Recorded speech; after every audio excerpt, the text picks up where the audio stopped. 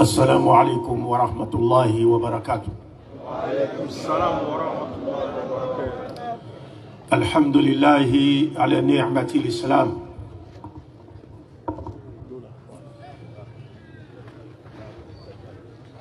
والصلاة والسلام على من جاء على فترة من الرسل لأن لا يكون للناس على الله حجة بعده، وعلى آله وعلى جميع الأنبياء والمرسلين، وبعد. ربي شرح لي صدري ويسر لي أمري واحلل عقدة من لساني يفقه قولي.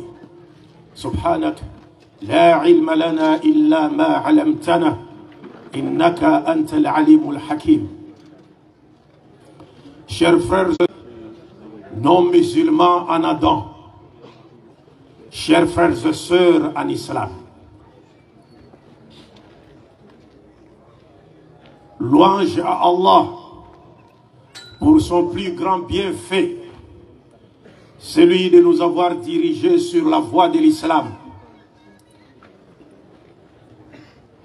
Et les non-musulmans comprendront peu après pourquoi j'ai dit, je qualifie cela de plus grand bienfait de Dieu, de nous avoir dirigés sur la voie de l'islam. J'implore Dieu pour qu'il couvre de sa grâce, de ses bénédictions, notre prophète Mohammed, qui est venu après plusieurs siècles passés sans l'apparition d'aucun prophète dans aucune nation du monde. Dieu a envoyé le prophète Mohammed afin qu'après son passage sur terre, l'humanité tout entière ne puisse trouver d'arguments échappatoires devant Dieu le jour du jugement dernier. Avant de rentrer dans le vif du sujet, permettez-moi d'abord de remercier les autorités administratives de la ville d'Abengourou. C'est une ville ou une commune? La ville d'Abengourou. Nous remercions les autorités administratives de nous avoir permis de poursuivre notre activité dans le cadre de cette caravane patriotique organisée par la DDR. Il y a un retour sur le micro là. C'est chinois ou quoi? Hein? Ah. Je pense qu'il y a des haut-parleurs qui sont dirigés vers nous. S'il y a un micro ouvert, il faut le couper. Bref, nous disons merci à ces autorités parce que notre religion, l'islam, nous demande d'obéir à Dieu, d'obéir à son prophète et d'obéir également aux autorités établies, qu'ils soient religieuses ou politiques. Ati'u Allah wa ati'u Rasul wa ulil amri minkum. Donc l'islam exige le respect de l'autorité établie, qu'il soit politique ou religieuse. Nous remercions également nos imams et guides spirituels de nous avoir non seulement chaleureusement accueillis dans cette ville, mais aussi de nous avoir honorés de leur présence en ces lieux et en ces moments. Comme je ne cesse de le dire, les imams pour nous sont comme l'eau avec laquelle nous prenons nos ablutions. Nous autres, nous sommes comparables au sable du tayammum. Donc quand il y a l'eau pour faire ces ablutions, on n'a pas besoin de tayammum. Donc quand les imams sont là, on n'a pas besoin d'Abdul Majid, parce que la référence d'Abdul Majid, c'est les imams. Si Abdul Majid n'a pas appris au pied des imams, il n'aurait jamais été capable de prendre devant vous la parole dans le cadre de cette caravane. Donc l'honneur et le respect revient aux imams qui sont nos maîtres. Donc quand vous nous voyez sur ce podium et que les imams sont là assis, considérez seulement, voyez simplement nous comme des petits enfants qui sont montés sur un arbre et les vieux sont au pied de cet arbre et ils veillent sur eux pour qu'aucun malheur ne leur parvienne par la grâce d'Allah. Oui, nous remercions cette caravane dans cette ville d'Abengourou et qu'il continue, Inch'Allah, et peut-être que dans les jours à venir, nous nous reverrons encore une fois de plus si Dieu le veut. Merci beaucoup. Et je salue la présence distinguée et diversifiée de notre auditoire venus donner un sens à cette caravane patriotique organisée par la DEDER et qui tourne autour du thème, où la thématique qui a été choisie, c'est bien l'apport de la da'wa dans la cohésion sociale. Musahamatu da'wati fi at-tamasuki al-ijtima'i.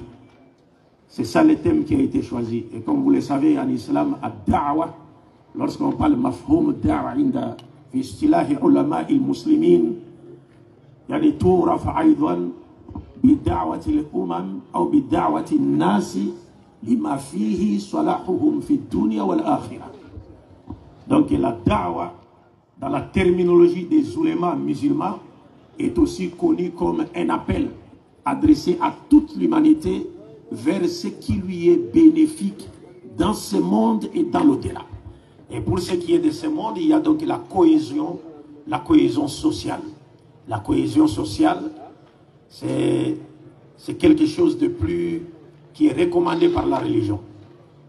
Pourquoi? Parce que vous savez, lorsqu'on veut parler de la cohésion sociale, cette thématique soulève impérativement ou est impérativement liée aux questions de la différence et de la diversité, qu'elle soit politique, ethnique, raciale ou même religieuse.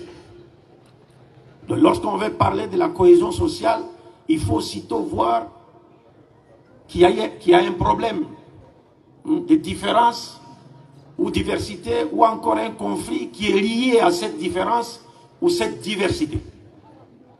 Et l'incompréhension de cette différence et cette diversité conduit souvent ou engendre souvent la haine entre les membres d'une société qui vivait jadis en harmonie. Vous comprenez? Et puis cela peut arriver après un conflit, par exemple post-électoral, ou un conflit ethnique. Alors là, les hommes de Dieu, les chefs traditionnels, mettent les batteries en marche pour parler de la cohésion sociale. Parce que sans la cohésion sociale, il n'y aura pas développement, il n'y aura pas progrès, il n'y aura pas coexistence pacifique. Il n'y aura pas ça dans la société. Donc les gens doivent œuvrer pour ça. Donc quand il y a un tel problème, c'est là où l'islam intervient, en mettant en évidence ces principes universels et éternels. L'islam intervient pour enseigner à l'humanité ces principes universels et éternels, devant leur permettre non seulement de vivre ensemble dans la compréhension de leurs points communs et de leurs différences, mais aussi de leur permettre de valoriser leurs points communs et leurs différences, et cela pour le bien-être de tous. Dans d'autres termes, lorsque l'islam intervient à ce stade, il veut montrer à l'humanité que la diversité et ou la différence, les différences qui nous séparent, qui nous caractérisent, loin de remettre en cause la cohésion sociale, cette diversité ou cette différence, selon l'islam, contribue plutôt à promouvoir et à consolider la cohésion sociale. Voilà le génie de l'islam. Et aujourd'hui, point n'est besoin de rappeler que nos sociétés, en Afrique notamment, dont la société ivoirienne, c'est-à-dire nous avons aujourd'hui tous besoin de la cohésion sociale, de la coexistence pacifique. Et c'est ce qui explique les choix portés sur la thématique que j'ai indiquée tout à l'heure, c'est-à-dire l'apport de la da'wa dans la cohésion sociale, en d'autres termes, le rôle du discours religieux dans la promotion et la consolidation de la cohésion sociale. J'ai oublié de remercier notre lecteur, le frère Diallo, pour sa lecture du Saint-Coran à travers laquelle il a remis cette caravane entre les mains de Dieu, bifadillahi ta'ala. Qu'il soit remercié pour cela. Parce que le prophète nous dit, Man la yashkuru nasa, la yashkurullah. celui qui ne remercie pas les hommes ou les humains pour leur service rendu, ou pour la marque de considération qui lui témoigne, ou l'estime qui lui témoigne, sache qu'il n'a pas remercié en réalité. En réalité, il n'a pas remercié Dieu. Donc nous sommes obligés de remercier les gens pour les services rendus. Barakallahu fikum wa jazakumullahu khairal jaza. Je ne voudrais pas abuser de votre temps. Je vous informe que mon intervention s'articulera autour de 3 points suivants. D'abord, pour dissiper tout malentendu sur l'islam, je me dois de rendre justice, rendre brièvement justice à l'islam en démontrant à l'assistance que l'islam n'est pas du tout une religion autre que celle qui a été prêchée par les prophètes venus avant Mohammed. La paix de Dieu soit sur eux.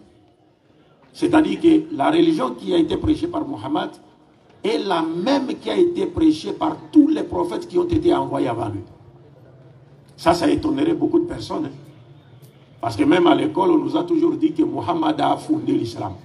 Mais quand vous lisez le Coran, vous trouverez que vous serez surpris d'apprendre que Mohammed a trouvé l'islam. Il n'a pas fondé l'islam, mais il a trouvé l'islam. Donc je vais devoir, je me dois de me faire violence pour rendre justice à l'islam par rapport à ce point.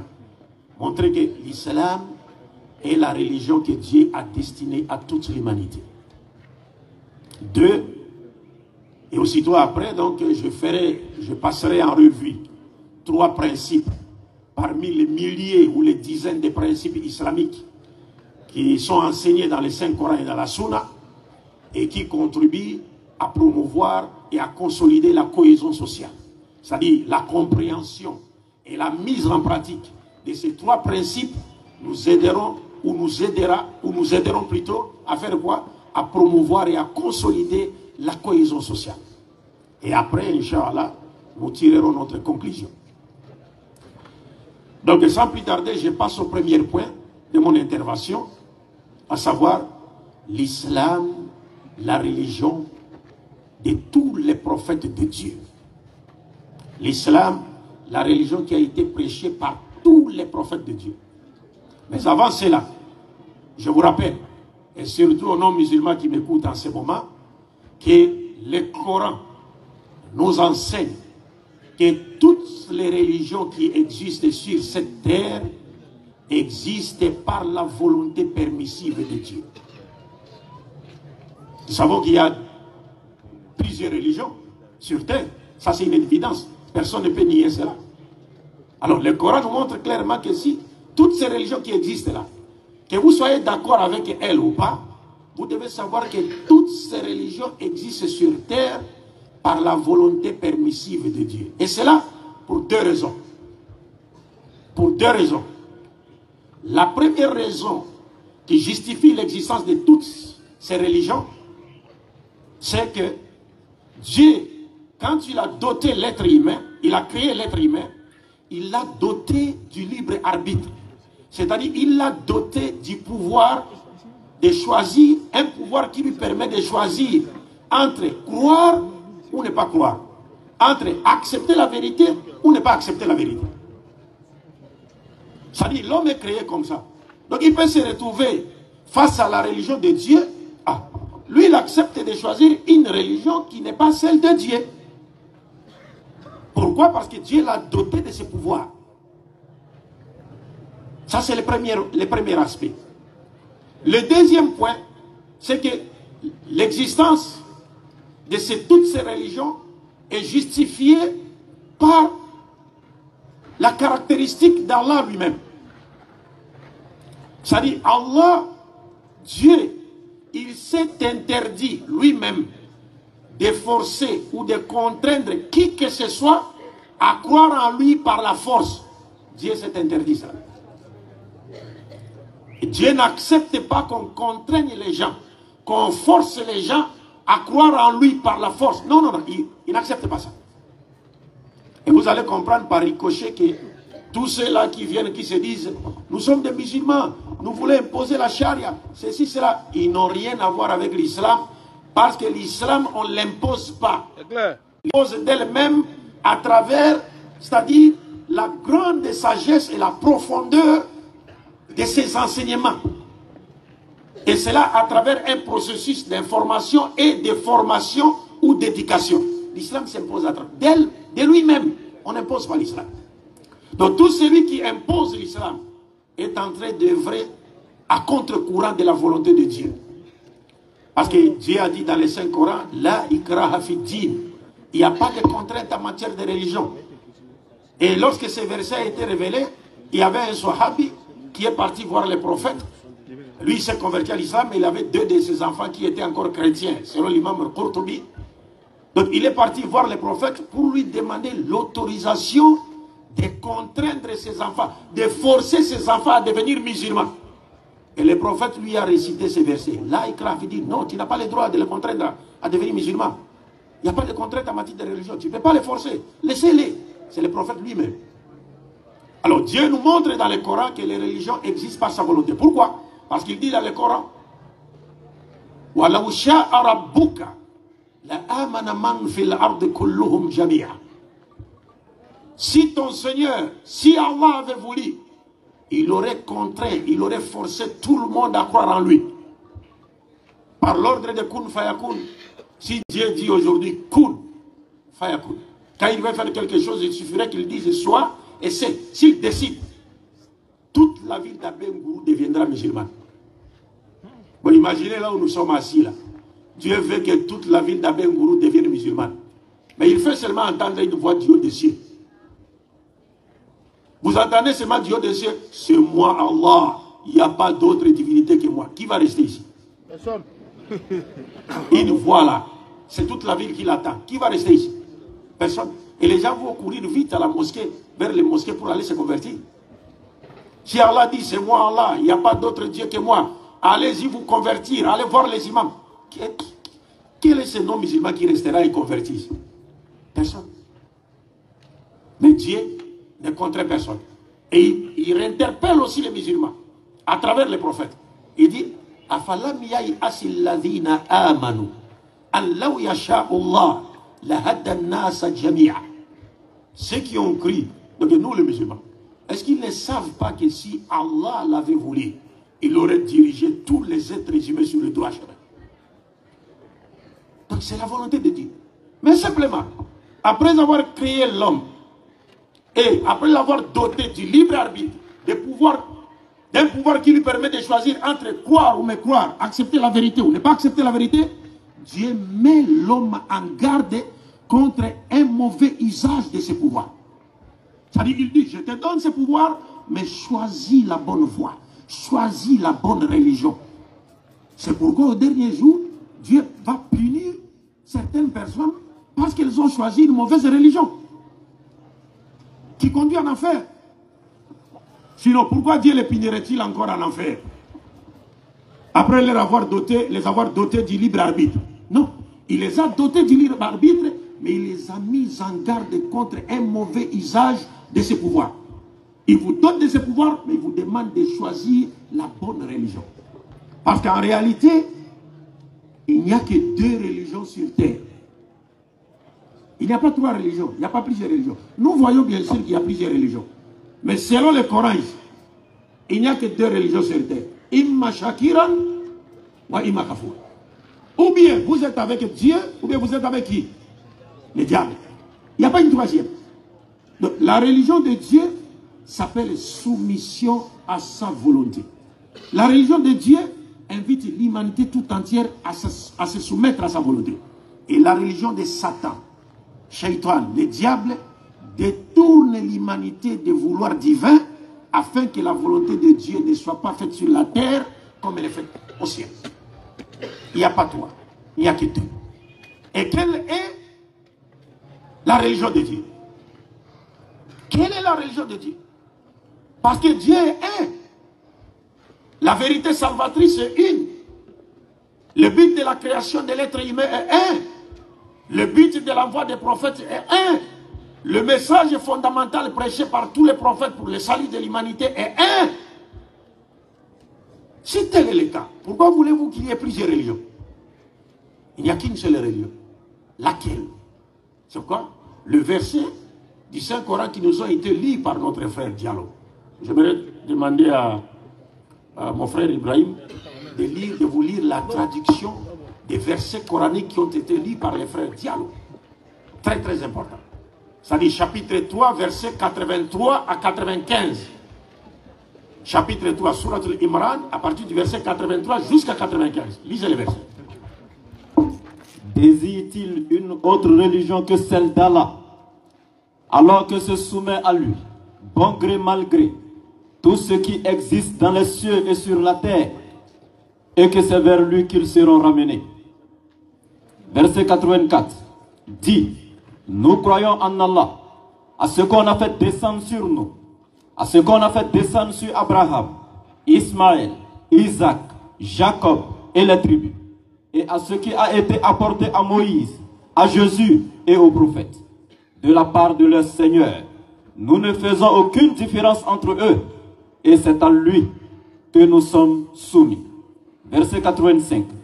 Et quiconque désire une autre religion que l'islam, cette religion ne sera point agréée, et il sera dans l'au-delà parmi les... Merci. Je pense que vous avez attentivement écouté le verset. C'est très révélateur. Pour vous montrer, s'il n'y a que deux religions sur terre, celle de Dieu et celle de Satan. Maintenant, c'est quelle est la religion de Dieu? Dieu lui-même répond à cette question. Il dit dans la sourate 3, verset 83 à 95, 85. 83, Dieu dit: Afarayra dinillahi yabghun wallahu aslama. Écoutez bien. Wallahu aslama man fi samawati wal ard taw'an wa karahan wa ilayhi yurja'un. Dieu dit dans le Saint-Coran, ce passage, premier verset, il dit: désire-t-il une autre religion que celle d'Allah? C'est-à-dire, les êtres humains cherchent-ils une autre religion que celle d'Allah? Pourquoi les êtres humains cherchent-ils une autre religion que celle d'Allah? Pourquoi? Il donne la réponse. Alors que se soumet à lui, bon gré, mal gré, tout ce qui existe dans les cieux et sur terre, et que c'est vers lui qu'ils seront ramenés. Écoutez ces versets. Dieu dit: les êtres humains cherchent-ils une autre religion en dehors de celle d'Allah? Pourquoi cherchent-ils une autre religion alors que les créatures qui sont dans les cieux et sur terre se soumettent à Allah, bon gré, mal gré, volontairement ou involontairement, directement ou indirectement, de gré ou de force? C'est-à-dire, cette première partie du verset nous montre que l'univers tout entier est soumis à une loi, à une règle. Une loi, la loi de soumission à la volonté de Dieu. C'est là où le Coran dit: Wallahu aslama. Aslama. Notez bien ces mots. Aslama. Tous ceux qui sont dans les cieux et sur terre se soumettent à sa volonté. Même si aujourd'hui il y a des non-musulmans qui ne fréquentent pas les mosquées, qui ne sont pas devenus des musulmans. Mais quand ils marchent sur leurs deux pieds, mais qui a décrété qu'ils doivent marcher sur leurs deux pieds? Qui? Hein? Allah. Donc ils les veulent ou pas, ils sont soumis à la volonté de Dieu, qui a décrété que nous marchions sur nos deux pieds. Lorsque vous mangez par votre bouche, mais qui a décrété que vous devez manger par la bouche? C'est Allah. Vous êtes soumis à sa volonté. Même lorsqu'un non-musulman meurt, qu'il soit animiste ou juif ou chrétien, on ne dira pas: ah, il est mort, hein, c'est le judaïsme, hein. Ou bien il est mort, hein, c'est le christianisme, hein. Ou bien il est mort, hein, c'est l'animisme. On va dire: il est mort, c'est quoi? Il est mort, c'est la volonté de qui? De Dieu. Donc Dieu nous montre que tous ceux qui sont dans les cieux sur la terre se soumettent à sa volonté. Il utilise les termes utilisés dans les passages Wallahu aslama. Or, le mot aslama, le verbe aslama, c'est ce verbe qui a donné le substantif al-Islam. Le mot, verbe qui est utilisé dans ces versets, Wallahu aslama, c'est ce verbe qui a donné le mot al-Islam. Islam, qui veut dire soumission à la volonté de Dieu. Le verset dit: tous tous ceux qui sont dans les cieux, sur terre, se soumettent à la volonté de Dieu. Et Dieu dit, l'islam vient, le mot islam provient du verbe aslama. Et les deux mots, islam et aslama, proviennent encore d'un verbe trilitère en langue arabe qui veut dire salama, ça veut dire être en paix. Donc salama veut dire être en paix avec Dieu. En d'autres termes, si nous nous soumettons à la volonté de Dieu, nous vivrons dans la paix sur le plan vertical et horizontal. Oui. Donc Dieu montre clairement que le fait qu'il a soumis l'humanité, l'univers tout entier, ou l'univers, toute la nature, est soumise à la règle, à la loi de soumission à la volonté de Dieu, cela suffit à vous montrer que la religion de Dieu, c'est celle qui invite l'humanité à se soumettre à sa volonté. Comme les anges qui sont dans les cieux se soumettent à la volonté de Dieu. Et vous savez, comme nous l'avons dit ici, il y a plusieurs religions sur terre. Mais est-ce que les prophètes ont-ils apporté plusieurs religions de la part de leur Seigneur, les prophètes de Dieu? Non. Le prophète Mohammed, lorsqu'il parle de la religion prêchée par tous les prophètes, il dit Al-Anbiya'u ikhwatun li'allati dinuhum wahid wa ummahatuhum shatta. Le prophète Mohammed sallallahu alayhi wa sallam dit les prophètes de Dieu, tous les prophètes de Dieu, Abraham, Moïse, Jésus, Daoud, tous les prophètes de Dieu, y compris Mohammed, il dit les prophètes sont comme des frères consanguins, c'est-à-dire des frères qui sont issus d'un même père, mais qui ont des mères différentes. Comme dans un foyer polygamique. Un homme polygame qui a 4 femmes, qui lui ont donné des garçons. Ces garçons sont frères. Mais ils ont un seul père. Alors le prophète dit, nous les prophètes, nous l'ensemble des prophètes de Dieu, nous sommes comme les frères nés d'un même père, mais des mères différentes. Pourquoi? Il explique la métaphore, il dit, Dinuna wahid, dinuhum wahid. C'est-à-dire, la religion des prophètes est une. Les prophètes n'ont jamais apporté plusieurs religions de la part de Dieu. D'ailleurs, rappelez-vous que, parlant du nombre des prophètes de Dieu, le prophète Mohammed dit, Dieu a envoyé 124 000 prophètes dans le monde. Imaginez maintenant si chacun de ces prophètes, 124 000, chacun d'eux avait apporté une religion. On aurait combien de religions sur terre? On aurait 124 000 religions sur terre. Mais non, les prophètes disent non. La religion de Dieu est une, mais elle a connu plusieurs dispensations prophétiques dans l'espace et dans l'état. Tous les prophètes ont prêché une seule religion. Mais ils sont venus avec des lois différentes. Certains d'entre eux, à Roussoul, sont venus avec des lois qui étaient différentes sur le plan des formes pour pouvoir s'adapter aux exigences de leur époque respective.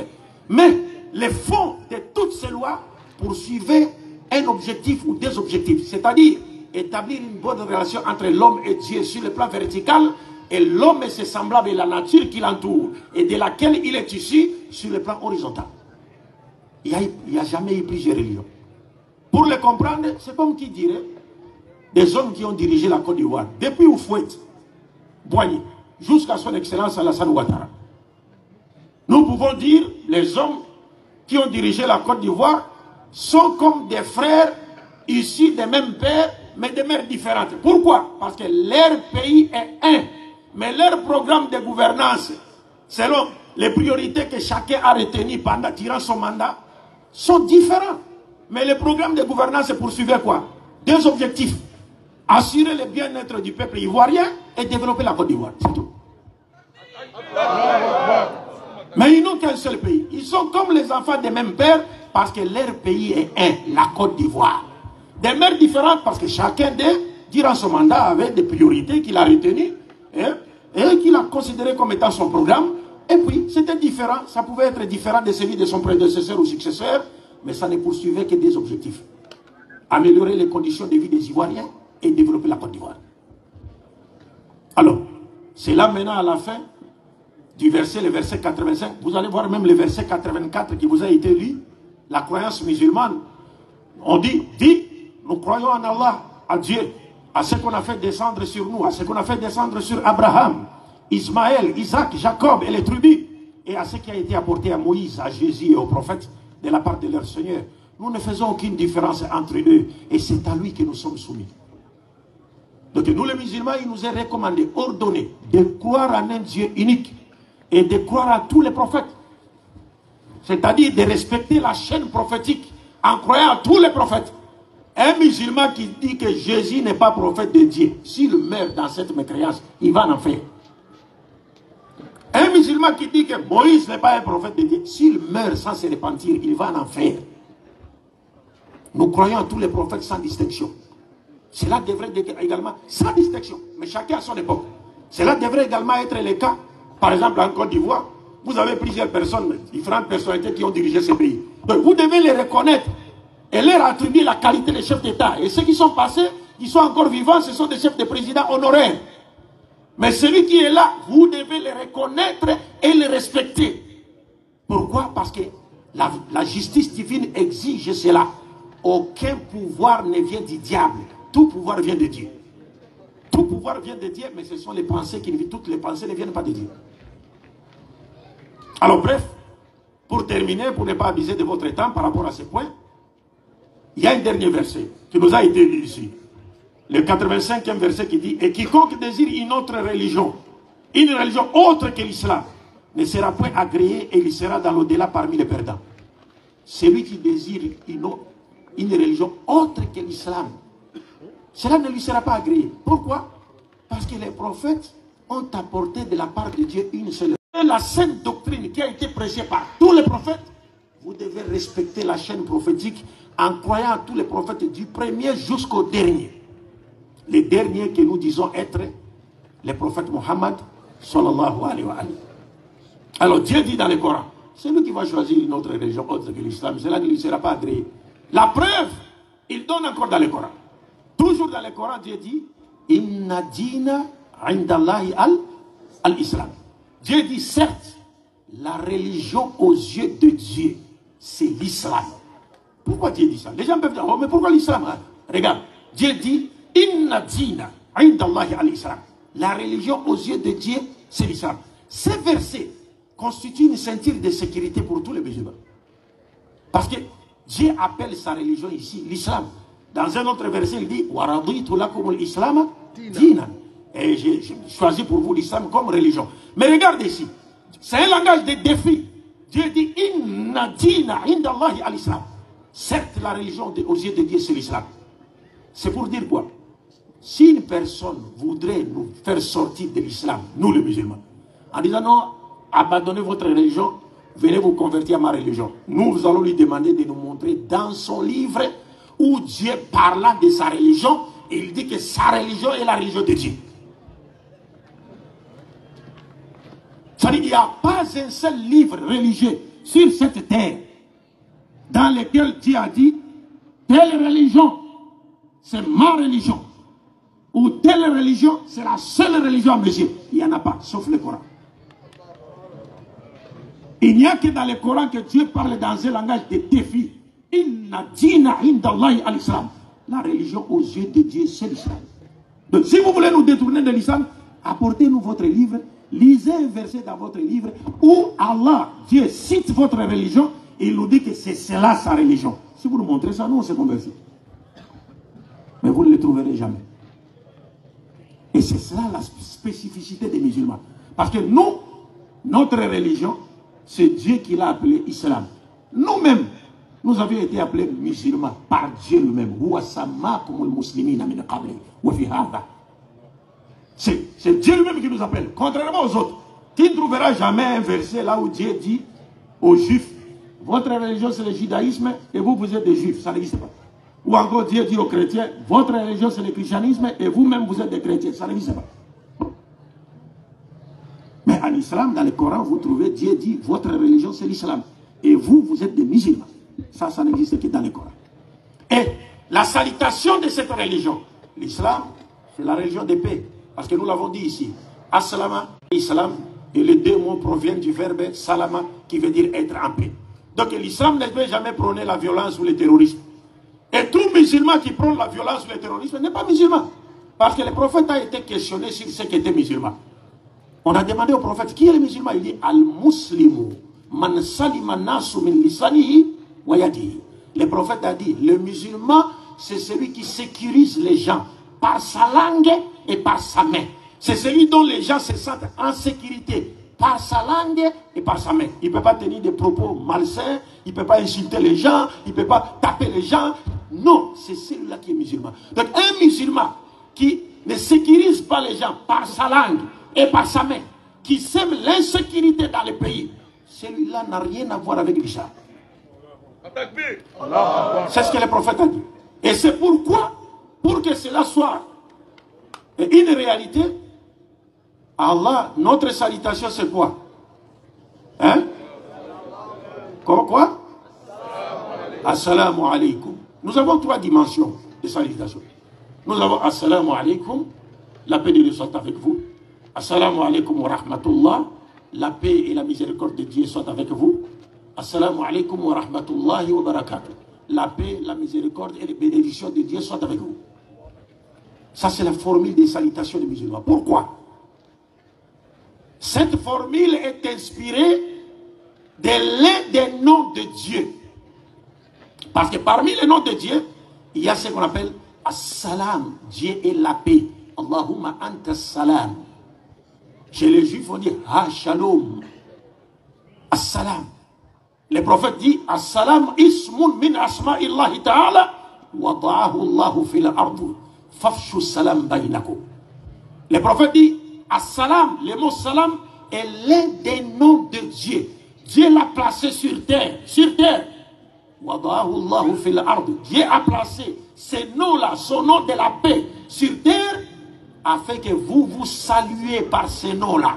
C'est-à-dire, il dit c'est-à-dire, répandez la paix sur la terre en vous saluant par le nom de Dieu qui est la paix. Donc, nous, on ne se salue pas par bonjour ou bonsoir, non. Comme je n'ai jamais cessé de le dire, quand vous dites bonjour, bonjour veut dire que la journée soit bonne pour vous. Et bonsoir veut dire que la soirée soit bonne pour vous. Et ces 2 formules de salutation sont limitées dans l'espace et dans le temps. Mais salam n'est pas limité dans l'espace et le temps. Le salam couvre tout le temps. Et vous allez dire bonjour, comme je l'ai dit.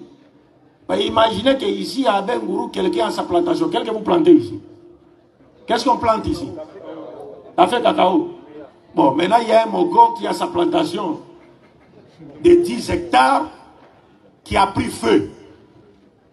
La plantation a pris feu, cacao ou café. Tout est brûlé. Vous allez les voir à la maison. Vous arrivez, vous dites bonjour papa. Est-ce que vous connaissez réellement l'essence de bonjour? Parce que bonjour veut dire que la journée soit bonne pour vous. Maintenant vous allez lui dire, sa plantation a pris feu, il a tout perdu, c'est son outil générateur de revenus. Maintenant vous allez lui dire, papa bonjour. Donc que la journée soit bonne pour vous. Comment voulez-vous que la journée soit bonne pour lui lorsque son système moral est affecté par ce qui lui est arrivé? Mais il va sortir avec toi avec un bâton. S'il connaît l'essence de bonjour. C'est la même chose avec bonsoir. Les jeunes Africains qui aiment aller en Europe, l'un d'eux est refoulé. Il arrive chez lui la nuit. Il était déjà en France à l'aéroport, mais on les prend après avoir économisé pendant 10 ans. Il s'est payé un billet, il est parti. Mais arrivé là-bas, on les refoule. Maintenant, il est à la maison en train de pleurer. Toi, tu viens, tu dis bonsoir. Que la soirée soit bonne pour vous. Est-ce que la soirée sera bonne pour lui? Non. Mais on dit assalamu alaikum. C'est-à-dire, nous invoquons, nous implorons Dieu pour qu'il fasse descendre et qu'il vous couvre de son énergie de paix. Et cette formule de salutation a été utilisée par tous les prophètes pour montrer que la religion de tous les prophètes est une. Jésus-Christ disait dans Matthieu chapitre 10, verset 12, quand il envoya ses disciples aller prêcher, il dit, dès que vous rentrez dans une maison, saluez les habitants de la maison. En leur disant quoi? Shalom lachem, la paix de Dieu soit avec vous. Lui-même dans Luc 24, 36, il apparaît à ses disciples, il leur dit Shalom lachem, la paix soit avec vous. C'est-à-dire, tous les prophètes de Dieu ont utilisé la formule de Assalamu alaikum. Donc, bref, je pense que ceux qui m'ont attentivement suivi ont compris que l'islam n'est nullement une religion autre que celle qui a été prêchée par les prophètes venus avant Mohammed. Non. Tous les prophètes de Dieu ont prêché une seule et même religion parce que Dieu est unique. Le but de la création de l'être humain est unique. Le but de la voix des prophètes est unique. Le message salvateur qui a été prêché par tous les prophètes est unique. Donc la religion de Dieu est une. La différence qui existe entre l'islam qui a été prêché par Mohammed et les prophètes qui l'ont précédé, c'est que les prophètes venus avant Mohammed n'ont été envoyés qu'à leur peuple respectif. Alors que Mohammed, lui, a été envoyé à l'humanité tout entière. C'est-à-dire, c'est à Mohammed que Dieu a révélé la forme définitive, parfaite et universelle de sa religion qu'on appelle l'islam, comme nous allons le voir. Et donc, le message de l'islam est universel. Tabarakalladhi nazzala al-furqana ala abdihi liyakuna lil alamina nadhira. La mission de Mohammed est universelle. وَمَا أَرْسَلْنَاكَ إِلَّا كَافَةً لِلنَّاسِ. Les non-musulmans, ils ne savent pas. Et pourquoi ils ne savent pas que Mohammed a été envoyé à l'humanité tout entière? Beaucoup de non-musulmans ici ne savent pas que Mohammed est leur prophète. Pourquoi? Parce que souvent, comme nous sommes en Côte d'Ivoire, la plupart des musulmans, vous savez bien parler une langue qu'ils peuvent comprendre, mais vous faites une sorte de communautarisme. C'est-à-dire, vous prêchez seulement l'islam en votre langue, les autres ne comprennent pas. Donc, vous prenez l'islam en otage entre les 4 murs de nos mosquées. Comment voulez-vous que cela soit sauvé? Parce que Mohammed a été envoyé à eux. Le prophète dit, Walladhi nafsi Muhammad biyadi, la yasma bi ahadun min hadhi al-umma, yahudiyun aw nasraniyun, thumma yamut, wa lam yu'minu billadhi ursiltu bihi, illa kana min ashabin nar. Mohammed dit, je jure par celui entre les mains de qui repose l'âme de Mohammed. La vie de Mohammed est entre ses mains, c'est-à-dire Allah. Si quelqu'un de cette communauté entend parler de moi, qu'il soit juif ou chrétien, donc quand il dit si quelqu'un du temps de Mohammed jusqu'à la fin du monde, si quelqu'un entend parler du prophète, mais il... Comment ça? Mais Allah le sait déjà. Mais vous aviez des mosquées? Oui, il y a des mosquées là-bas. On voyait seulement musulmans rentrer avec les longues soutanes, avec des chapelets, ils sortaient, ils rentraient, sortaient. Mais on ne savait même pas ce qu'ils faisaient là-bas. S'ils faisaient la sorcellerie ou quoi, nous on ne savait pas. Maintenant, qu'est-ce que vous allez dire devant Allah ces jours? Qu'est-ce que vous allez dire? Même il y a eu des conflits en Côte d'Ivoire ici. Vous pensez que si la dawa a été faite, la darajat il-matlouba, et qu'il y a au moins 50% d'autres ethnies là qui s'étaient converties à l'islam, est-ce qu'il y a des membres d'autres ethnies qui peuvent attaquer les musulmans? Nous avons vu à l'époque des prophètes, des mouchirikoun ont défendu les prophètes à cause seulement du bon comportement des prophètes. Ils ont pris des épées, ils ont dit à leurs frères, si vous voulez tuer Mohammed, commencez par nous tuer nous d'abord, avant de tuer Mohammed. Mais s'il y avait d'autres ethnies qui ont connu l'islam, parce que nous avons des catégories de personnes aujourd'hui qui sont en face de l'islam. Les prophètes nous ont enseigné cela. Lorsqu'il a demandé à Dieu, il a dit Allahumma ansur l'islam bi umraï, que Dieu secoue l'islam par les deux Umar, Umar ibn Khattab radiallahu anhu, ou Amr ibn Hisham, Abu Jahl. Mais Dieu a exaucé la prière du prophète par rapport à Umar ibn Khattab, mais il n'a pas exaucé par rapport à Abu Jahl. Pourquoi? Parce qu'Umar ibn Khattab combattait l'islam, combattait les prophètes sous l'empire de l'ignorance. Il était poussé par les notables de la Mecque. Mais Abu Jahl, lui, il connaissait la vérité. Cette catégorie de personnes existe jusqu'à ce jour. Il y a des gens en Occident là-bas qui combattent l'islam, qui ont la haine de l'islam, qui va sous l'empire de l'ignorance, parce qu'ils sont poussés par d'autres, mais ils ne connaissent rien de l'islam. Nous avons des témoignages de beaucoup d'entre eux qui se convertissent à l'islam, après avoir découvert l'islam. Et il y a d'autres qui connaissent, qui savent que l'islam c'est la vérité, mais s'ils acceptent l'islam, l'islam remettra en cause leurs affaires, leur commerce, leur monde, ainsi de suite. Donc nous devons faire la da'wah. C'est pourquoi quand vous voyez ces enfants, la Dédé, la Bam, Nouroudine Jama, le fils de l'islam, vous devez, les chouours, ce sont nos chouours. Toute la population ivoirienne musulmane doit dire Alhamdulillah. Quand vous voyez ces jeunes faire la da'wah. Parce que si vous ne faites, si personne ne s'est levé pour faire la da'wah, vous seriez tous dans les péchés. Vous seriez tous dans les péchés. Parce que la da'wah c'est fardu ayn pour les prophètes, fardu ayn pour les soulémans. Mais lorsqu'un groupe de gens se lève pour faire, ça devient fardu kifaya. Mais au départ c'est ayn. Même tout musulman est obligé de faire la da'wah. Ça dépend de la dimension de la connaissance. Il y a à l'époque du prophète, tout un village se convertissait à partir d'un verset seulement. Les gens n'avaient pas besoin de doctorat ou licence. Non, un verset seulement. Ça convertit tout un village. Donc nous devons faire la dawa. Et les chiouk, nos chiouk, doivent encourager les musulmans à soutenir nos enfants qui font la dawa. Parce que cette même dawa, non seulement nous permet de faire passer le message de l'islam, mais elle nous permet également d'établir une ceinture de sécurité autour de la communauté musulmane. Donc excusez-moi d'avoir été long par rapport à ce premier point. Je passe au deuxième point, je ne serai pas trop long. Le deuxième point de mon exposé, à savoir les trois principes que je vais passer en revue et qui contribuent à promouvoir et à consolider la cohésion sociale. Le premier principe enseigné par l'islam, et c'est ça le génie de l'islam, le premier principe enseigné par l'islam pour promouvoir et consolider la cohésion sociale se trouve dans la sourate 49, sourate al-Hujurat, verset 13. Dans cette sourate, Dieu dit, Ya ayyuhan nas, inna khalaqnakum min dhakarin wa untha, wa ja'alnakum shu'uban wa qaba'ila li ta'arafu.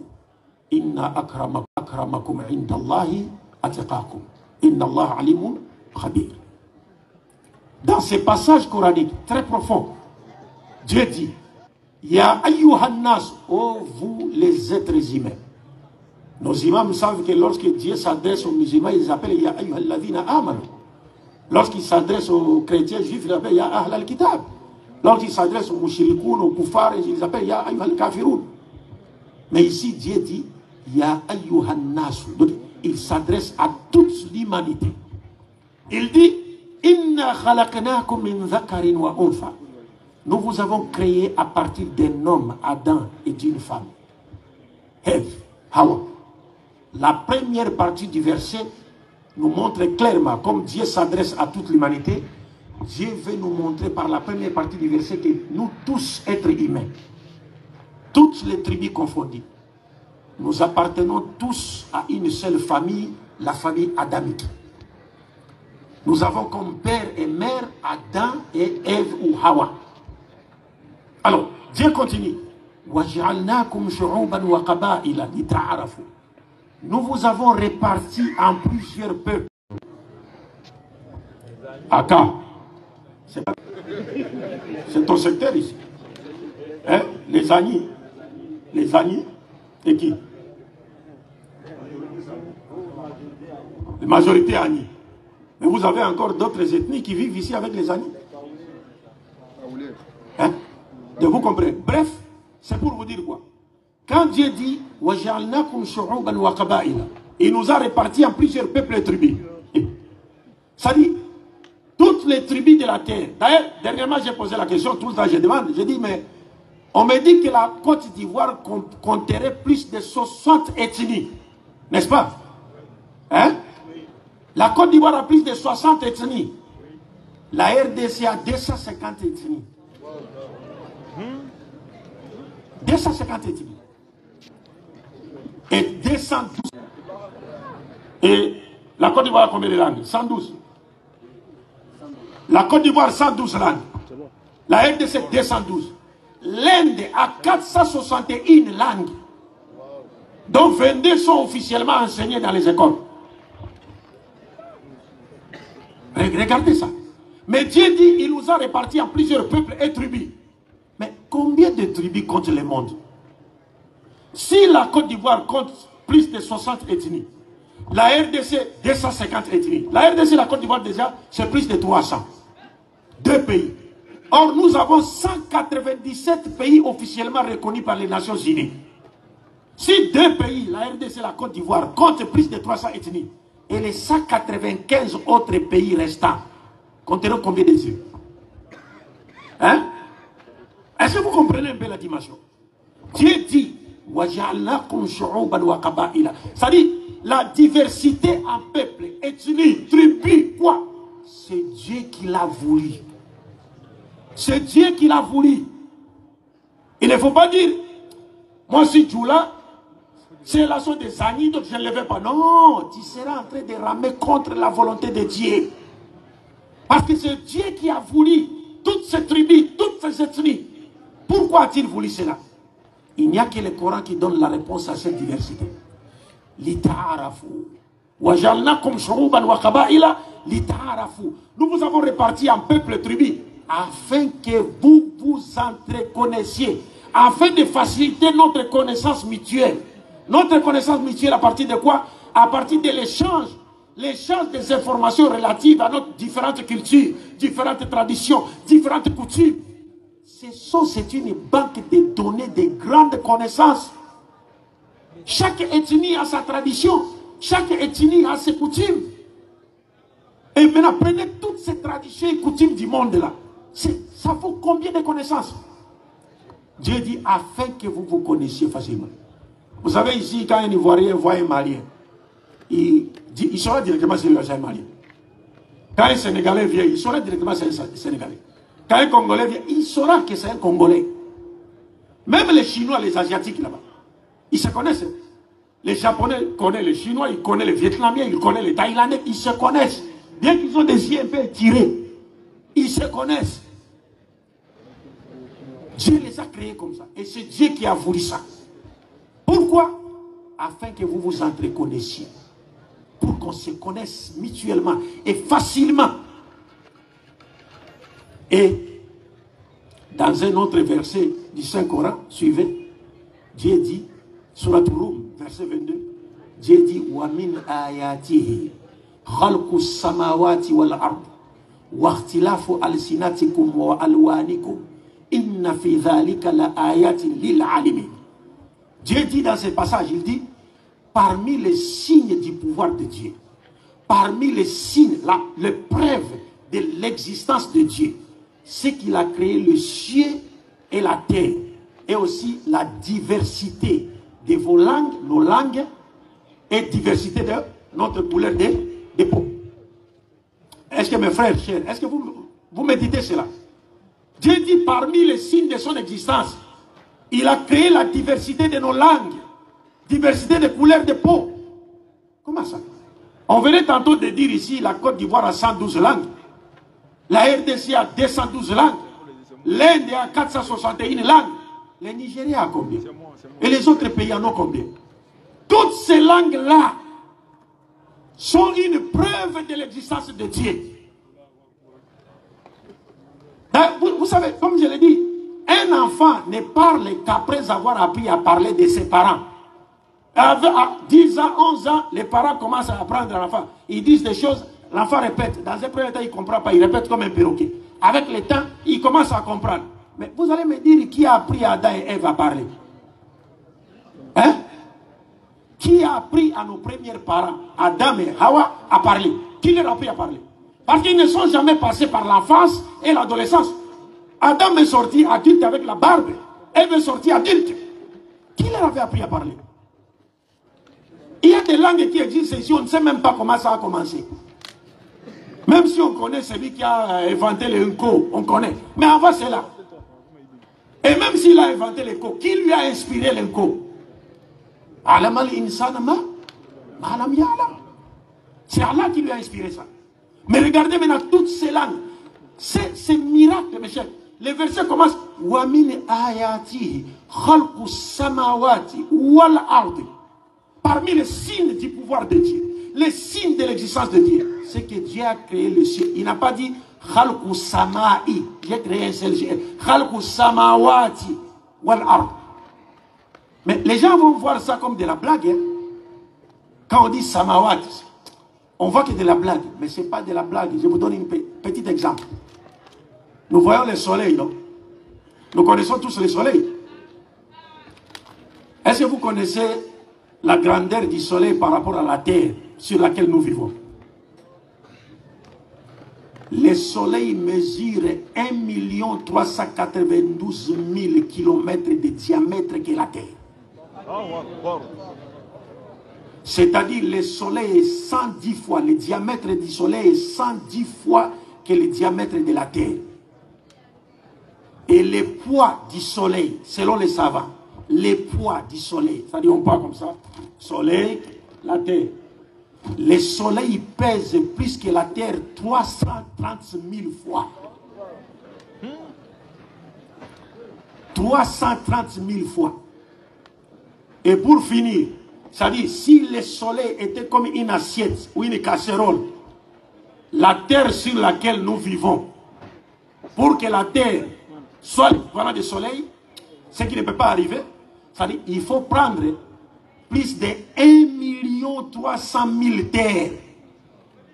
Donc, le soleil est là, vous prenez une terre, vous mettez dans l'assiette soleil, 2 terres, 3 terres, 4 terres, plus d'1 million de terres pour devenir l'équivalent du soleil que vous voyez là. Vous, quand vous voyez le soleil, vous pensez que c'est un petit cylindre. Mais c'est comme quand vous êtes dans l'avion, non?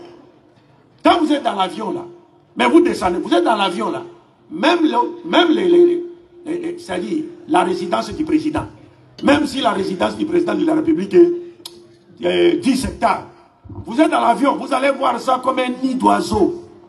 C'est comme un nid d'oiseau, la résidence du président. C'est comme une fourmi. Mais à côté de lui, là, la terre est vaste.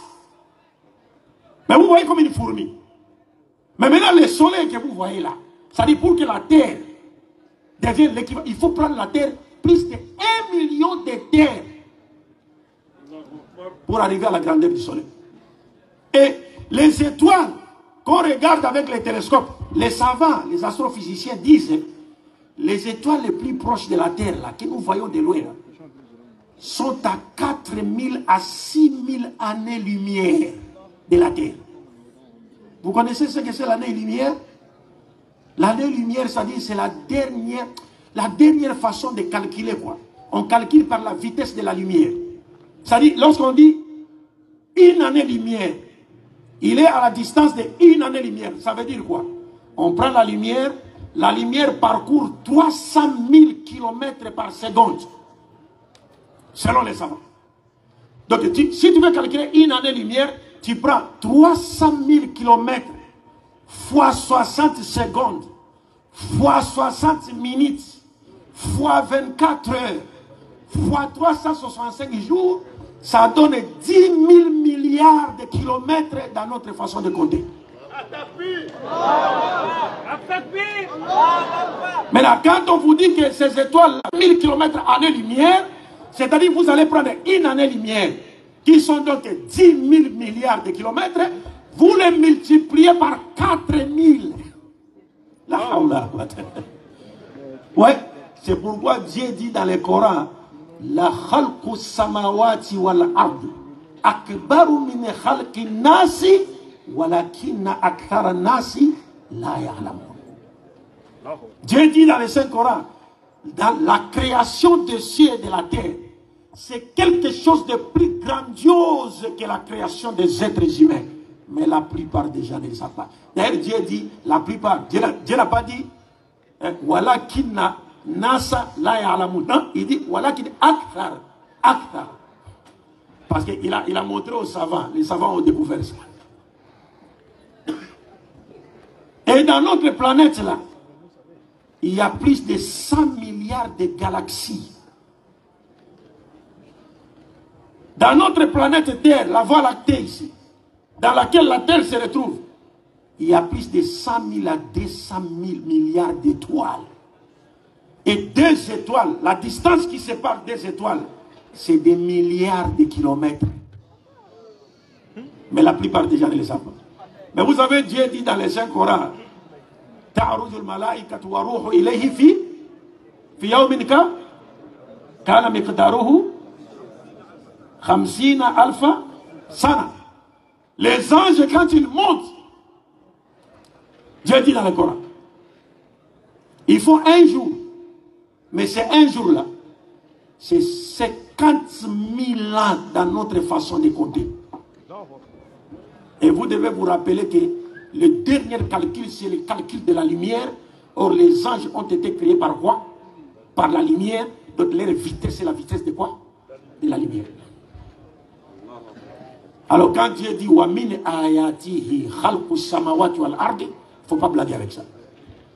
Après, juste après, Il dit Khalqu samawati wal ard wa ikhtilafu alsinatikum wa alwanikum. Et aussi la diversité de vos langues et de couleurs de peau. Tout ça, ça fait partie des signes de la grandeur de Dieu, des signes de l'existence de Dieu. Donc Dieu veut nous montrer à travers ces versets, et les versets qu'on a récités avant, que nos diversités ethniques, tribales, raciales, linguistiques, géographiques, toutes ces diversités-là ne doivent jamais constituer des objets du mépris des autres, ne doivent jamais constituer des objets de la haine des autres, mais elles doivent plutôt contribuer à chanter la grandeur de Dieu, la grandeur de la sagesse divine qui a voulu nous répartir en plusieurs peuples, plusieurs tribus, et parlant différentes langues, ayant des couleurs de peau différentes, pour nous permettre de nous connaître à travers l'échange des informations relatives à nos différentes cultures, traditions et coutumes. C'est pas haïr les autres.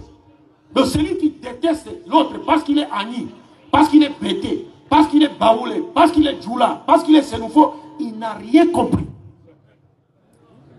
Parce que tous nous appartenons à une seule famille, la famille adamique, Adam et Hawa. Dieu nous montre l'unité de l'origine humaine. Nous provenons tous d'une même source et de la même famille. Donc nous sommes des frères et sœurs. C'est pourquoi, en islam, la nationalité ne compte pas. La race ne compte pas. L'ethnie ne compte pas. La tribu ne compte pas. C'est pourquoi Dieu, dans ce verset, dit « Inna akramakum indallahi atqakum » Le meilleur d'entre vous, sur le plan vertical, c'est celui qui craint Dieu le plus. Donc les musulmans ne devraient jamais avoir des problèmes raciaux, tribaux. Quand ils voient un musulman, il est raciste. Parce que le prophète a dit, le racisme ne fait pas partie de nous. Lorsque nous allons à la Mecque là-bas, vous allez trouver toutes les nationalités sont à la Mecque là. Et nous prions côte à côte. C'est pourquoi le prophète exige même, quand vous priez les musulmans, entretouchez-vous les pieds et les épaules. Pourquoi? Il dit pour que le Satan ne pénètre pas entre vous. Ça veut dire quoi? Ce n'est pas Satan physique comme ça. Parce que si moi je me vois un peu brun, je vois un frère noir qui est à côté, je refuse de m'entretoucher avec lui les pieds, directement je me considère comme supérieur à lui. Donc Satan est rentré à moi. Mais vous allez voir, moi je suis congolais, je viens ici, un imam peut me laisser la mosquée, je dirige la prière.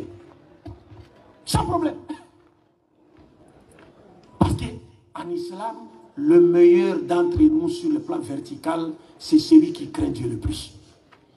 Et le prophète Mohammed a dit, l'arabe n'est pas supérieur à un autre être humain, un autre être humain n'est pas supérieur à un arabe, un blanc n'est pas supérieur à un noir n'est pas supérieur à un blanc, qui par la piété, le meilleur d'entre vous, c'est celui qui craint Dieu le plus. Ça, c'est l'enseignement de l'islam. Donc, si nous comprenons cela et que nous le mettons en pratique, cela contribuera à promouvoir et à consolider la cohésion sociale entre nous. Parce qu'au final, nous saurons que nous avons tous été créés par Dieu, nous appartenons à une même famille, la famille adamique, et que notre diversité sur le plan ethnique, linguistique, tribal, et c'est pas quoi, cette diversité a été voulue par Dieu pour nous permettre de nous connaître mutuellement, d'échanger nos informations pour le bien-être de tous. Bref, je prends le deuxième principe. Le deuxième principe, mes chers frères, est enseigné dans un hadith du prophète. Si nous comprenons ces principes et nous les mettons en pratique, il n'y aura pas de problème entre nous. Nous vivrons dans la coexistence pacifique et la cohésion sociale. C'est un hadith du prophète sallallahu alayhi wa alihi. Le prophète Mohammed sallallahu alayhi wa alihi nous dit Ahabbu nasi ilallah anfa'ahum linnas. Le meilleur des hommes auprès de Dieu, sur le plan horizontal, sur le plan des relations humaines, c'est celui qui est utile aux autres. Qu'il soit musulman, qu'il soit chrétien, qu'il soit animiste, qu'il soit juif, qu'il soit hindou, s'il a sa famille, il est utile à sa communauté, il est utile à ses compatriotes, il est utile à son pays, c'est celui-là qui est meilleur. Donc, le meilleur fils de la Côte d'Ivoire et la meilleure fille de la Côte d'Ivoire, c'est celui ou celle qui est utile à sa famille, utile à sa communauté, utile à ses compatriotes, utile à son pays. Donc, on ne doit pas, non, non, les meilleurs, c'est un Djoula. Non, les meilleurs, c'est un Bethel. Les meilleurs, c'est un Ani. Non, le meilleur, c'est celui qui est utile. Qu'il soit Ani, qu'il soit Djoula, qu'il soit Sénoufo, qu'il soit Baoulé, qu'il soit Bethel. S'il est utile à sa communauté, utile à ses compatriotes, utile à son pays, c'est celui-là qui est meilleur. Cela va de même aujourd'hui avec les chefs de l'État dans le monde. Parce que les prophètes, parlant des chefs de l'État, les présidents, les rois, les présidents, et parlant de l'homme et de la femme, les prophètes ont dit Kullukum Rai, Kullukum Mas'oul. Kullukum Rai wa Kullukum Mas'oul ana Rayati. Le prophète dit chacun de vous est un berger. Et chacun de vous sera questionné par Dieu sur sa responsabilité face à son troupeau. Al-Amir Rai, le président de la République, c'est un berger. Et il sera questionné sur sa responsabilité vis-à-vis de son troupeau qui est la population. L'homme est un berger. Son troupeau, c'est sa famille, sa maison. La femme est une bergère. Son troupeau, c'est veiller sur la maison de son mari et ses enfants. Chacun de nous sera interrogé sur sa responsabilité vis-à-vis de son troupeau. Lorsqu'on regarde les chefs de l'État, c'est un berger. Il a un troupeau, la population. Mais il a des devoirs vis-à-vis de cette population. Il doit faire quoi? Il doit travailler pour améliorer les conditions de vie de la population. Il doit travailler pour faire développer le pays. Et le développement du pays commence par la construction des routes et ainsi de suite. S'il ne fait pas pour ça, le prophète dit qu'il sera interrogé au début. Mais s'il fait ça, il est utile à son pays, utile à ses compatriotes. Ces chefs de l'État, on doit l'aimer. Nous devons l'aimer, nous devons l'encourager, nous devons l'accompagner. Si nous ne l'aimons pas, nous ne l'encourageons pas, nous ne l'accompagnons pas pour des raisons politiques ou des raisons tribales ou ethniques, nous serions en train de ramer à contre-courant de la volonté de Dieu. Parce que, vous savez, je donne un exemple, c'est comme en Côte d'Ivoire. Vous savez, moi, ça, je vais aborder directement les derniers principes pour finir. En Côte d'Ivoire, ici, il y a une crise post-électorale. Et cette crise, c'était une crise dite politique. Donc, elle est liée au pouvoir. Pour les chrétiens et les musulmans, nous ne devions même pas nous entretuer pour le pouvoir. Jamais de la vie. Parce que personne ne peut accéder à la magistrature suprême que par la volonté de Dieu. Personne. Personne ne devient président que par la volonté de Dieu. Personne ne devient roi que par la volonté de Dieu. C'est Dieu qui donne le pouvoir. Allahumma malika al-mulk, tu'ti al-mulka man tasha. C'est Dieu qui est le maître du pouvoir de la royauté. Il donne le pouvoir à qui il veut. On peut empêcher quelqu'un de devenir président ou roi. Mais si Dieu l'a destiné à devenir président ou roi, il le deviendra, que vous le vouliez ou pas. Et si vous refusez, vous allez ramer à contre-courant. Parce que nous, en islam, après la prière, à la fin de notre prière, pour ceux qui le savent, nous avons souvent l'habitude de dire quoi? Allahumma la mani alima a'atait, wa la mu'ti alima mana. Ô Seigneur Dieu, personne ne peut interdire, empêcher ce que tu as décidé de donner, et personne ne peut donner ce que toi tu as décidé de ne pas donner. Personne. Wallahi, on peut promettre à quelqu'un le pouvoir, demain il meurt. Un autre, on peut lui promettre le pouvoir, c'est il va prêter serment aujourd'hui. Le matin, il meurt. Personne ne peut accéder au pouvoir que par la volonté de Dieu. Lisez-moi Romains chapitre 13, versets 1 à 7. Dans la Bible. Je vais terminer là. Romains chapitre 13. 1 à 7. Romains chapitre 13, versets 1 à 7. que chacun se soumette aux autorités qui nous gouvernent, car toute autorité vient de Dieu, et celles qui existent ont été établies par Dieu. C'est pourquoi celui qui s'oppose à l'autorité résiste à l'ordre que Dieu a établi. Et ceux qui résistent attireront une condamnation sur eux-mêmes. En effet, on n'a pas à craindre les magistrats quand on fait le bien, mais quand on fait le mal. Veux-tu ne pas avoir à craindre l'autorité? Fais le bien et tu auras son approbation. Car le magistrat est serviteur de Dieu pour ton bien. Mais si tu fais le mal, sois dans la crainte.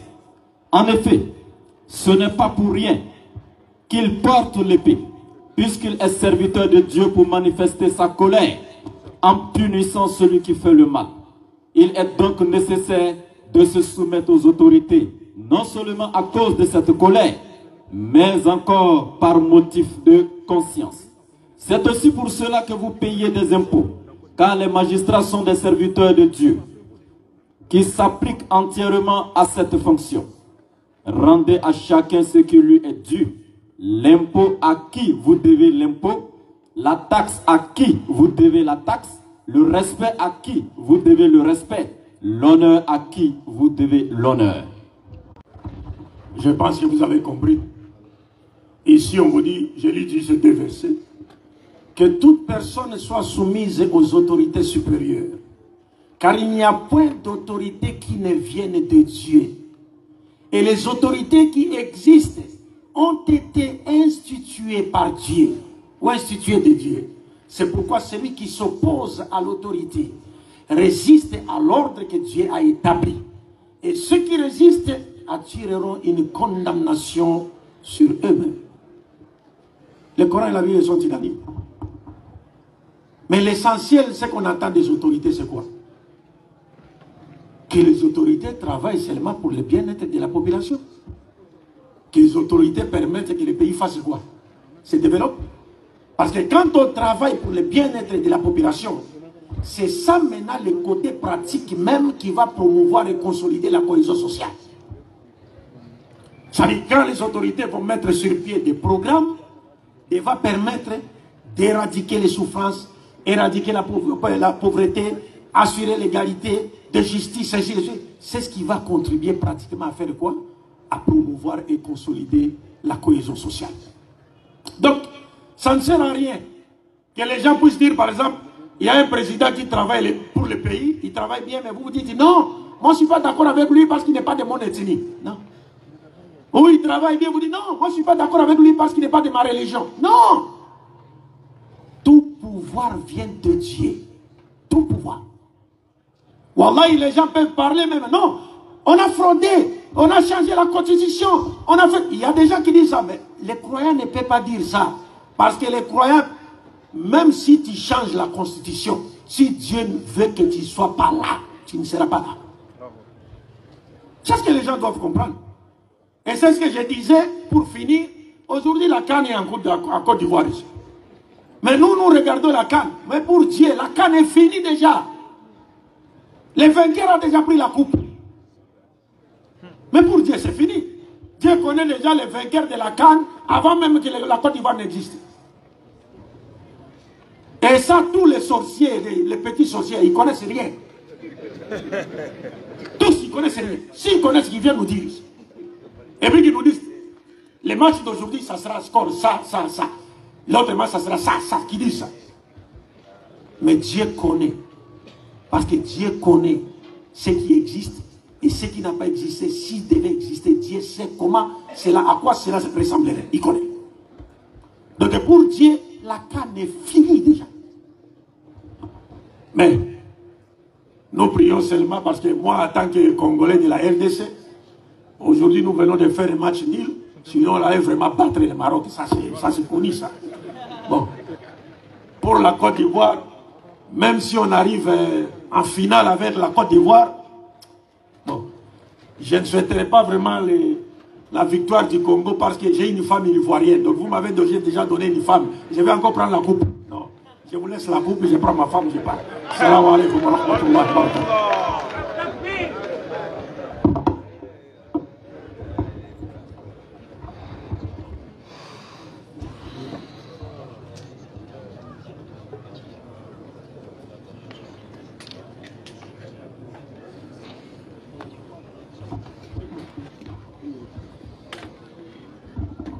Salam alaikum. J'ai oublié au départ de vous présenter les frères qui m'accompagnent. Donc à ma droite, nous avons le frère Abdallah Al-Hanifi. Il est... Salam alaikum. Donc lui, il est d'origine congolaise, mais il est né en France, grandi en France, il a étudié là-bas. Et il est sorti d'une famille où on trouve des musulmans et des chrétiens. Il était de l'autre côté, mais il a embrassé l'islam par la grâce d'Allah. Pour le moment, il est en Égypte où il poursuit un cursus de formation en langue arabe. Mais c'est un conférencier aguerri. Donc vous pouvez trouver ses vidéos sur Internet. Il vous suffirait d'écrire Abdallah Al-Hanifi, vous le verrez. Et il est surtout spécialisé dans les questions de la défense et de la valeur de la race noire sur base des textes islamiques. Montrer que c'est l'islam qui a honoré la race noire en la plaçant sur le même pied d'égalité que toutes les autres races et en basant les critères de noblesse sur la piété. Donc aucune race n'est au-dessus de la race noire, comme la race noire n'est au-dessus d'aucune race si ce n'est par la piété. Ça, c'est l'enseignement de l'islam. Et à ma gauche, vous avez mon frère Abdul Malik. Peut-être que vous l'avez remarqué, de loin, il me ressemble un peu. Mais nous appartenons à deux tribus diamétralement opposées. Mais lui, il fut un ex-pasteur converti en islam. Donc lui, c'est un ex-pasteur converti en islam. Donc, comme disait l'imam Berthe, il faisait tomber les gens dans l'église, mais maintenant il commence à les relever par la parole d'Allah, Inch'Allah. Salam alaikum. Wa alaykum salam wa rahmatullahi ta'ala wa barakatuh. Alhamdulillahi rabbil alamin wa salatu wa salam ala rasulillah. Voilà, donc merci infiniment à notre docteur. Voilà, donc pour tout ce qu'il a dit. Il serait très très difficile de revenir là-dessus en langue malinké. Effectivement. Voilà, Diané, tu vois, non? Effectivement. Voilà, maintenant si tu veux, moi je peux te laisser le micro. Non, allons-y, mais tu peux résumer. Les grands points. Non, tu peux résumer, il n'y a pas de problème, Inch'Allah. Diané, je te confie ça. Oui, mais d'accord. Oui, j'avais deux fois. Oui, Inch'Allah, mais alhamdulillah. Allah famille ko madama. Amin. Alhamdulillah, conférence be nana abenana kunche Inch'Allah. Akumana munu kasisa. Cohésion sociale est mouillée ka benkelema. Si ama bosila corona haya munu talafana kaira ala ka demandé bena kabo tchekele la oya damaye abamso fana awa. Donc en voilà ola kana ke beni ta couleur lebe do fina do be comme neremu do be chinois ouye bon bela jeni keri nyoka abekela kungele ne ko so puka nyolo mais ala manunu be da puka ay franfran. Donc, on a fait que nous avons sani kobala ouye, nous avons sani nouye, bete avons sani nouye. Non, ala ka belle dents pour quand il penkelema. Donc, BDF a une caravane ni entamé ni caravane ni a mouillé mouillé pour quand il penkelema. Anga l'homme qui est la Côte d'Ivoire connaît. Quel est le tout quel est ya ambek alors doit ou quel a limamuka doit ou quel saraka ou bola pour quand il penkelema. Maintenant, on a penkelema ni pente ambesa kabo abinya kanaya accès auquel. Ame bo abinya ka tourner ni beke wa anga ye mo ga yiri uti ka pesra la ante son mais alhamdulillah doa ou nous dans na jabi anka ka o beni la sabati c'est-à-dire alni ki sigi no ye ame fe ka kele do kuntige kele dabo ka dige ma be ta la ba mima imam berde ko kele mi ka juguni kele be chie kele alu ga anu fa je fa anu fa na ta to alu la anu do be na bo no e olu ta to don na o ta to don nu la. Donc, il faut savoir que aka sura munu tafana ka ira ko islamaya dina worete mi be islamaya nyafe dina munu dila fana mo na nani dina munu ye o ira ta dina la benno mais ala ta dina te ni mo fana bana islamaya ma ni sala janama bon yana be soma en fana be dawa ni ke ka hakilla jigi ke wolo ko so modérateur ka fosi ça anga caravane damna depuis le 14 décembre. Anta la boake, kata dalwa, kata ma, kaboma, kata divo, kata soubre, kata San Pedro, kabo San Pedro, kata bonugu, billet abangurutaye. Tout on veut qu'on fait cana. Donc on ne peut pas faire trop long. Et puis fana kunu, fisabillah mikela misirita lolila, angawa moi 123 575 francs. Donc wa moi ani wa nani keme woro ani keme wolobla ani bi wolobla loro Voilà, c'est pas facile, mais bon, ça va aller, Inch'Allah. Donc 123 775 francs. On le sera là pour nous. Mais Britannie, Fissabilillah, mon gros, maintenant, gilet 600, peut-être, dans mal, on Fissabilillah, tout pays. Au mon béa. Donc, on va te mettre ça tout Inch'Allah, dans la sonama. Mi ben sora, peut-être, tout là, amène une nouvelle fois, en année soro, à Bangourou. San Pedro, en San Pedro, Triflaga, en Wan, Kemeni, Wan, Mouan, Kosoro. Mais caravane belle, Genna, en Dougou, Worob, la Menouke, War Beta, la Nyon, ben million konono. On le sera la tournée. Bon, mais si mi benalo, centre mi benalo, million bi konono ni doni, on le ka bâtiment drone sigi. On dit que crépissage ni porti ni peinture nous là de. Mais non, maman bébé là, avec ces milliards sur. Mais quand damna les kabale, à damna, il ben fils abilillah doni, c'est la mort ben jija, Inch'Allah pour que ame centre là-bas. Al namba ba nous ni c'est la mort ben là-bas parce que là c'est la mort le coson. DDR ba lola, mais DDR clé ta tête, c'est la mort ben yentali. Millions qui maintenant ni, ani bureau, 450 millions, millions bureau. Subhanallah. D'accord. Et puis, il imam Berti à organisation qu'on allait maintenant à organisation Orsi, à Pakat organisation Sharaful Islam. Ou les organisations ni, Islamaya quand défend Yoro la, ni ka imam Berti à structure au pays. Mais il te ne ko kata Muruta Moroko parce que Islamaya mananoé. Islamaya est benkelemani. Donc, comme docteur Kafonyama, l'islam c'est la paix. Donc, en tout cas, ko kata Muruta Moroka Makamoro Jagoya Kado Islamaya là.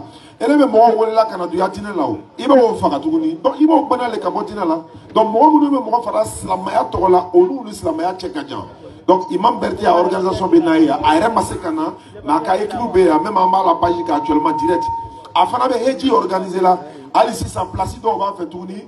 Alors, agence Tola, 20 paradis.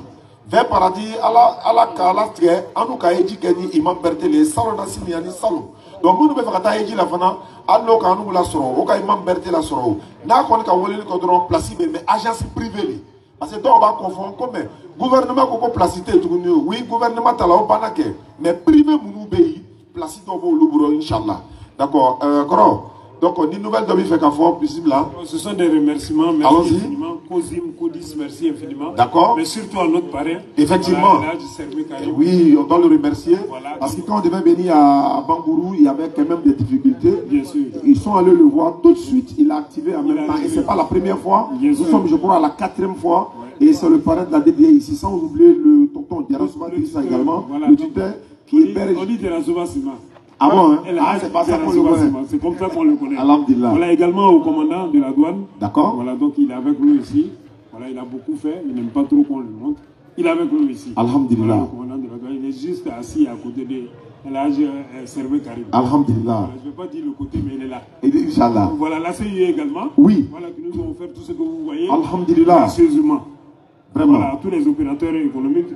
Voilà, également Nourdin Djama est avec nous. Oui, Nourdin Djama, ils sont là, ils ont été avec nous. Chaque année, quand nous sommes là, ils nous accompagnent. Oui. Qu'Allah les remercie parce que, c'est ce qu'on a l'habitude de le dire, hein, avec la DDS, c'est l'islam qui triomphe. Donc, ils sont là, c'est pour l'islam. Et quand Nourdin Djama, DDS, section à Bangourou, vont les accompagner également. On n'oublie pas nos mamans qui sont là, celles qui ont préparé depuis notre arrivée chez le grand frère Yarasouba, à la maison, toute sa famille également. Alhamdulillah, on nous signale que le consul du Mali est également là. Ah ouais, bien sûr, le grand frère est là. Ah ouais, Mali là, il ne joue pas les équipes, hein, c'est 3-3, DT, vraiment. Voilà, Elad Maïga. Vraiment, si. Il est là. Vraiment. Le consul Doré, il est juste assis là. Voilà, merci infiniment. D'accord. On nous dit également qu'il y a le représentant du préfet qui est là. Bon, comme tu l'as dit, le protocole n'a pas été bien établi, mais Inch'Allah, on le remercie également. Voilà, donc Diane, oui. Attention, il y a une bonne nouvelle. Allons-y. Il y a quelqu'un parmi nous ici dont la femme a accouché. Il a donné le nom, c'est un garçon. Oui. Voilà, il a donné le nom Cheikh. Allah Akbar. Takbir. Abdul Majid. S'il est là, si l'enfant est là, vous oui, bien sûr. On va voir s'il ressemble à Abdul Majid. Ah, on dit il a bougé. Ah, on dit il a bougé. Bon, donc il va donner sa maison alors. On dit il a bougé. Docteur, vous connaissez sa maison? Ah, bon, d'accord. Il dit de venir à l'enfant le trouver chez lui là-bas. Vous savez, quand je vois des frères et sœurs faire porter à leurs enfants mon prénom, je ne fais que louer Allah. Parce qu'il n'y a pas de plus grande joie pour un musulman que de se sentir aimé par ses frères et sœurs au nom d'Allah, pour Allah et en Allah. Donc aujourd'hui en Ouest Afrique, j'ai plus de 100 enfants qui portent mon nom. Donc je dis Alhamdulillah et je remercie ces frères qui m'ont témoigné cette estime-là et que Dieu fasse de sorte que ces enfants-là fassent la fierté de l'islam et des musulmans. Que Dieu leur ouvre les portes de sa grâce, que Dieu les affermisse dans sa voie, qu'il nous affermisse tous dans sa voie, qu'il nous accorde à tous une longue vie dans la soumission à sa volonté, qu'il continue à faire de nous tous une fierté pour l'islam et le musulman, et que Dieu nous accorde l'amour qu'après nous avoir accordé une bonne fin sur cette terre et nous avoir rassuré de rentrer au paradis accompagné des champions de Tawhid. J'ai cité le prophète Mohammed sallallahu alayhi wa sallam. Salam alaikum wa rahmatullah. Wa alaikum salam wa rahmatullah wa barakatuh. J'oubliais l'entreprise Goulgot qui nous accompagne. C'est une entreprise de construction, voilà, de terrain, de toutes ces prestations que vous voyez là, Inch'Allah. Et tous les autres partenaires qui nous accompagnent. Oui, c'est le sponsor officiel, Inch'Allah. Donc on va laisser le docteur et sa délégation se retirer. Et puis on va terminer avec, n'est-ce pas, le public qui est là. Bien avant qu'il ne se retire, je vais appeler le responsable de la DDR à Bangourou. Oui, bien sûr. Le frère Touré. Oui. Il est là? Oui, Touré est là. Oui. Voilà, donc Touré, tu vas faire venir, n'est-ce pas, toutes les personnes qui t'accompagnent sont ici pour leur dire, merci. Et si on a oublié des personnes à remercier également, lui pourra facilement les remercier. Il pourra les remercier. Merci.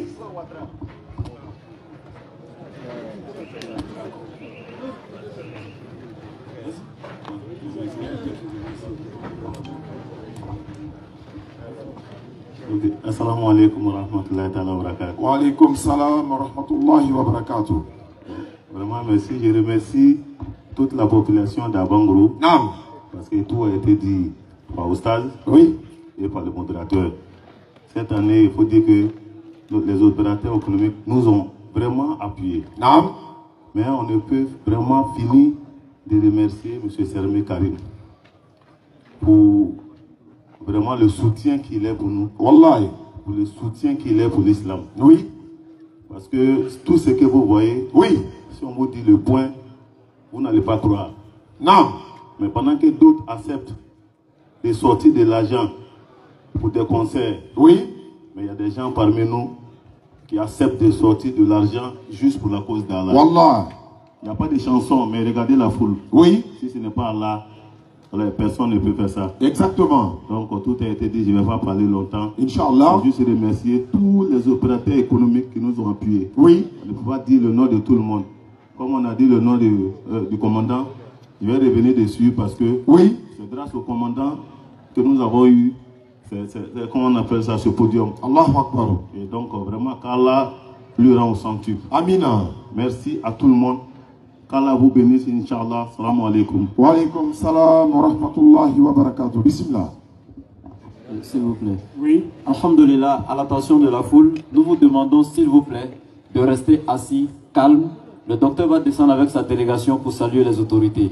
S'il vous plaît, ne bougez pas, restez calme, Inch'Allah. Merci.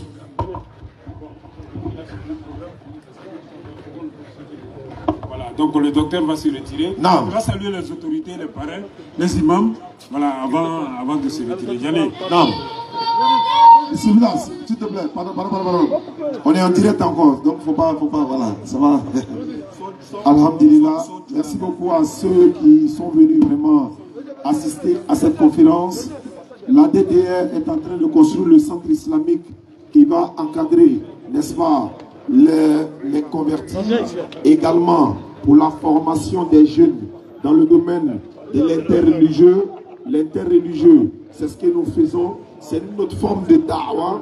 Et la da'wah consiste à appeler les gens d'islam, comme on vient de l'entendre par le docteur, celui qui nous a inspiré pour aimer cette façon de faire la da'wah. Et ceux qui se reconnaissent en lui, et en nous également, nous allons prier et faire des doigts que vous connaissez des personnes qui peuvent nous apporter le sable, le ciment, le gravier, les fers, peu importe ce qu'ils peuvent apporter pour, n'est-ce pas, pour que le centre puisse avancer par la grâce d'Allah. Tous les dons seront les bienvenus, Inch'Allah. Et ceux qui veulent également, les numéros qui veulent participer, vous êtes priés d'appeler le 225 pour ceux qui sont à l'international, 07 47 32 04 55. Pour plus d'informations, 07 47 32 04 55. Bismillah. Alhamdulillah, nous remercions tous ceux et celles qui ont bien voulu. Oui. Alors nous vous remercions, on se dit que à bientôt sera une prochaine, on se dit à bientôt Inch'Allah. Inch'Allah. Et prochainement nous on sera présents et avec vous on va échanger. Inch'Allah. Mais avant que tout le monde ne parte, avant que les gens ne partent, s'il vous plaît, Atakbi. Excusez-moi, 1 minute d'abord avant de partir. 1 minute avant de partir.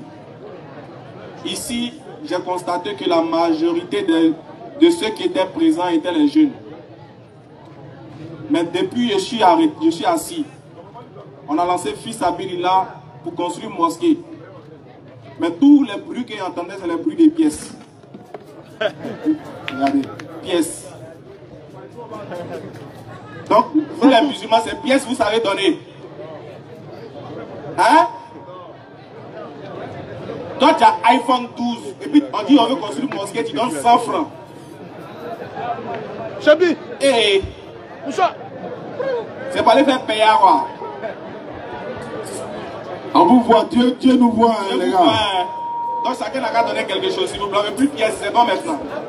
Sur ce, on va lever l'index. Merci beaucoup à Bambourou.